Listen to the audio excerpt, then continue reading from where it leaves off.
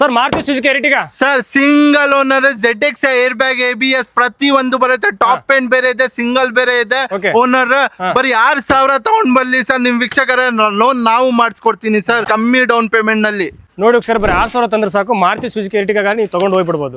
Sir ಹೇಳಿ ಗಾಡಿ details ಹೇಳಿ. ಸರ್ ಈ ಗಾಡಿ ಬನ್ನಿ 17 model single owner air bag ABS ಇರೋದು ಗಾಡಿ. ಎಕೋ ಸ್ಪೋರ್ಟ್ಸ್ ಕೊಡ್ತೀನಿ. Okay. ಪ್ಯೂರ್ ಕರ್ನಾಟಕ ನಾನ್ ಮೈಗ್ರೇಟೆಡ್.